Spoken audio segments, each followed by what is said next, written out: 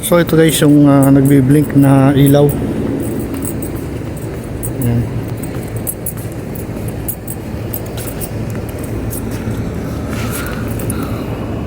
Ang problema nito guys yung kanyang transformer sa loob. So yan yung papalitan natin bukas ng umaga. Yan. Tapos makikita nyo guys dito sa likod ng bahay ng amo namin ay hindi pa niya pinatanggal tong decoration light. Yan pa yung nung Ramadan. Ito guys yung panel ng ating generator. Gumagana yung kanyang panel. Ibig sabihin yan nagkakarga yung ating pinakabit na bagong charger. So yan, ito lang yung update sa ating charger na ikinabit dito sa ating generator.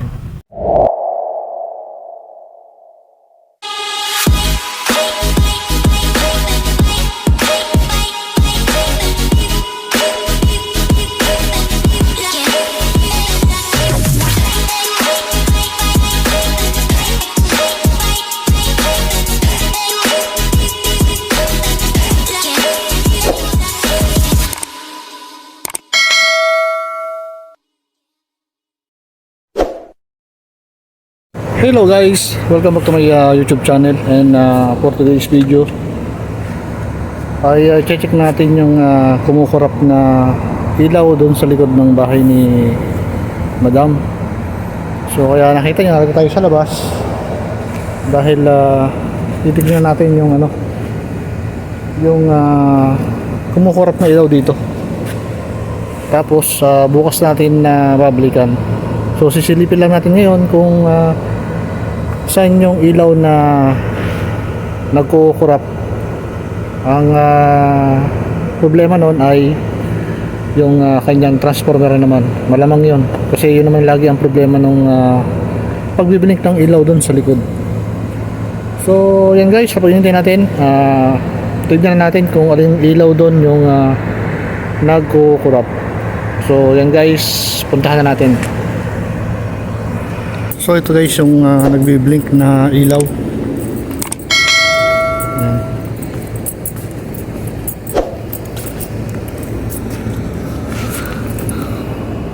Ang problema nito guys yung kanyang transformer sa loob. So yan yung papalitan natin bukas ng umaga. Yan. Tapos makikita nyo guys dito sa likod ng bahay ng amo namin ay hindi pa niya pinatanggal tong decoration light. Yan pa yung nung Ramadan. Kasi kaya hindi niya pinatanggal yan. Kaya makikita nyo dun yung parang half mo na yun. Yan, zoom natin. Yan. Kasi gawa ng mga apo niya, minsan napunta rito, dito naglalaro, kaya hindi muna niya yan pinatanggal. Tapos narito kayo guys yung yung isa pang yung nagbi-blink na ilaw. Hindi natin pwedeng puntahan kasi baka makita na tayo dito sa labas. Ayan, dito lang tayo sa gilid para medyo may cover tayo. Yan guys, kung makikita nyo yun, yan yung nagbe-blink na yan. Yan. Papalitan natin bukas yan ng umaga. So yun lang naman yung nagbe-blink sa ngayon. Yan dito.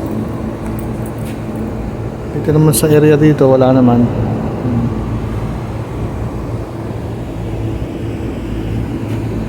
So bali dalawa lang yung ating papalitan bukas.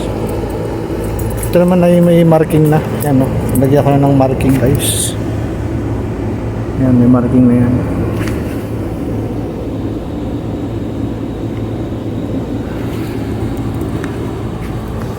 So yun lang guys. Balik tayo sa natin. Sa hideout natin. Bukas na natin yan babalikan. So ito guys yung panel ng ating generator. Gumagana yung kanyang panel. Ibig sabihin yan, nagkakarga yung ating pinakabit na bagong charger. So yan, ito lang yung update sa ating charger na ikinabit dito sa ating generator. So kasi noong nakaraan nakita natin na itong panel ay walang indicator o hindi gumagana yung mga indicator lights niya rito tulad niyan kasi nga nalobat yung battery kasi hindi nagkakarga yung ating charger kasi nasira. Yung charger nga pala guys ay narito sa loob ng malaking panel ng ATS. So ayan guys. So buksan natin para makita nyo yung kinabit na charger. So ito guys yung ikinabit na charger. Ayan. Andyan siya sa loob. So yan, gumagana siya kasi yung nakaraan ay hindi natin makikita na umiilaw yung kanyang mga indicator lights. Katulad niyan, ibig sabihin yan, gumagana siya o nagkakarga siya sa ating baterya. So, kargahan na natin. Ayan, salduhan na natin.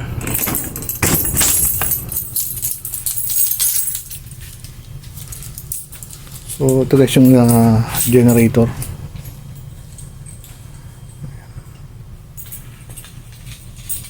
Siguro sa atin kaya na niya pailawan yung isang barangay.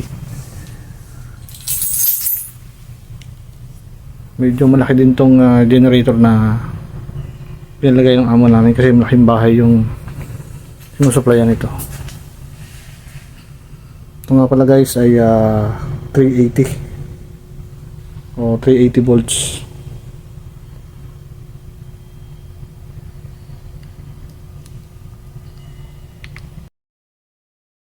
Day 2.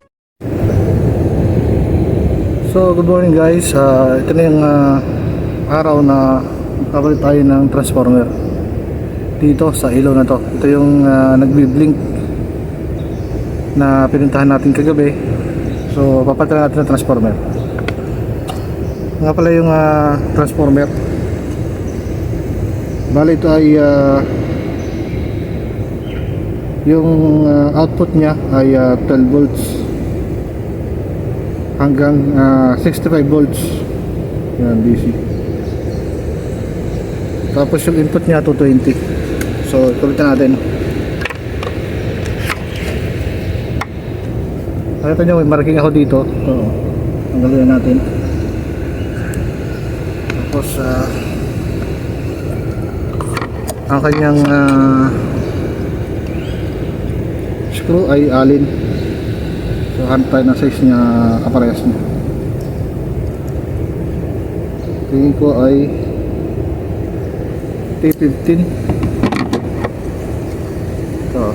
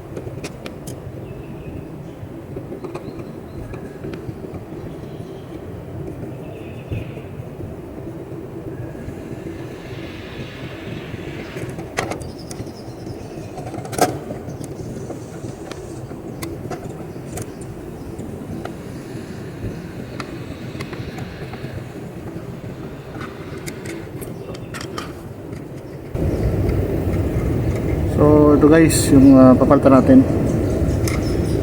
Mahina na yung ano niya, kaya nagbi-bleed na siya. Kaya papalitan natin ng bago.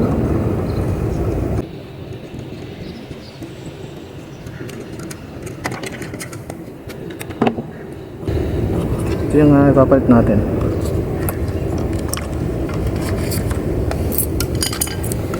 Tanggalin natin itong kanyang pinakasakit kasi hindi natin kailangan.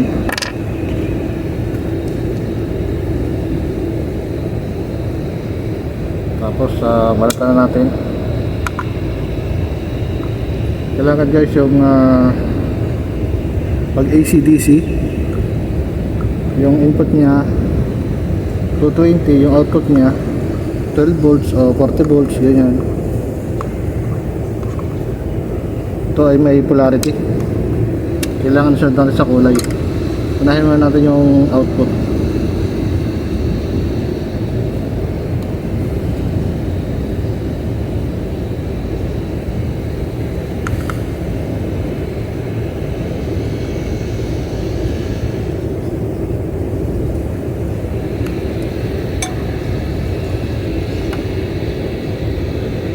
Tapos ito naman yung input, brown at saka blue.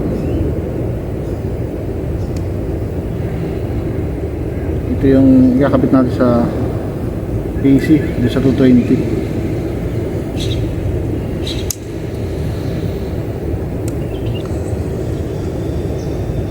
Unahin pala natin yung yung output bago yung input. Ikakabit natin dito sa block.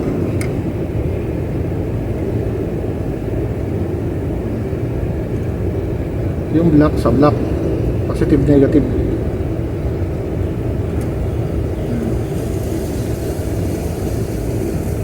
Yung sa hindi pa nakakalap, ganito yung ipapalit ng transformer.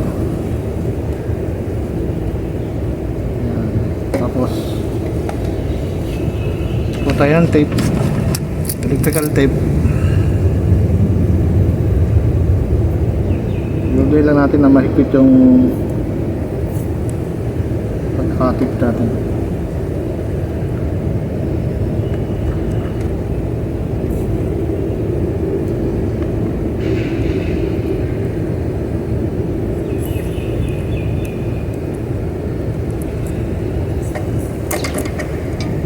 Tapos yung red naman.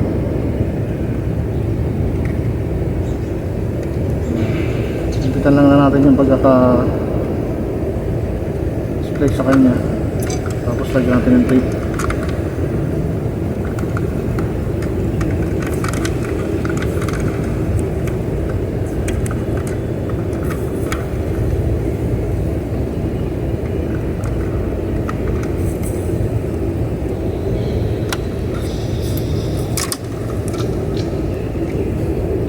Saka natin i-connecta yung kanyang input, yung brown sa red para sa ating 220.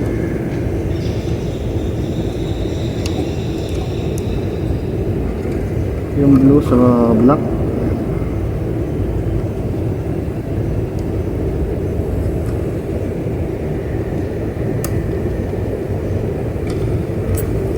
Natin yung cover. Ayan, ganit siya. Spray natin itong cover.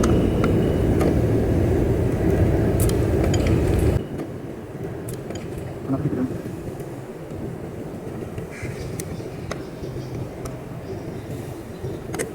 Hanapin lang.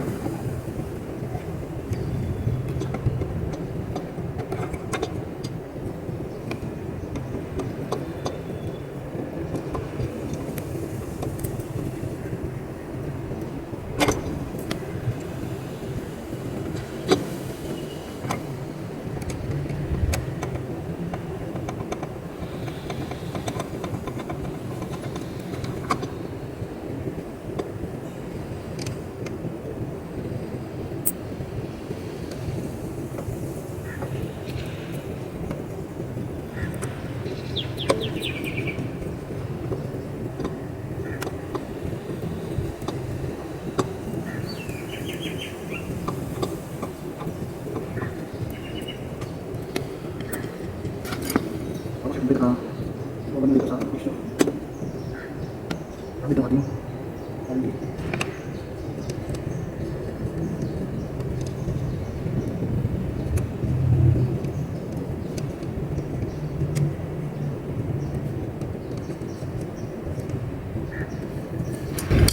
yun guys, natapos na natin itong isa.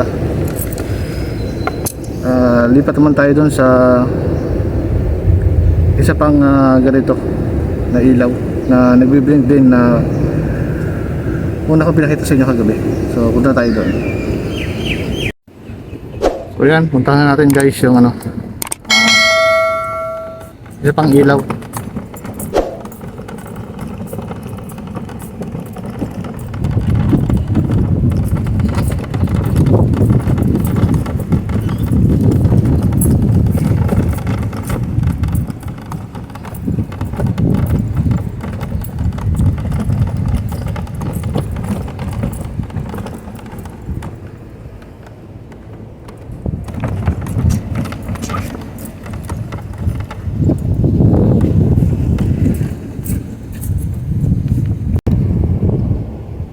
Bali ito guys yung ilaw papalitan natin. So tanggalin natin itong marking nandito kagabi. Tapos buksan natin para mapalitan na anak. Partner. Bali dalawang ilaw lang papalitan natin ng transformer dahil dalawa lang yung nagbiblink.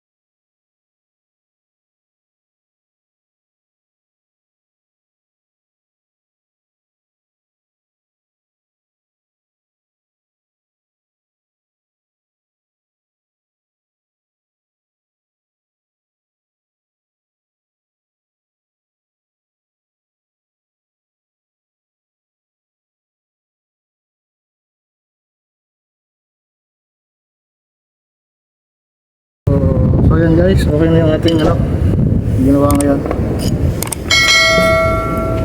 So balik na tayo sa ating hideout dahil kailangan daw ko ng central. Hindi natin alam kung bakit. So yan guys, hindi ko natapos itong video na to.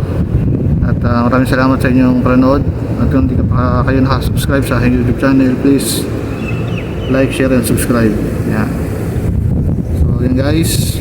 Peace out.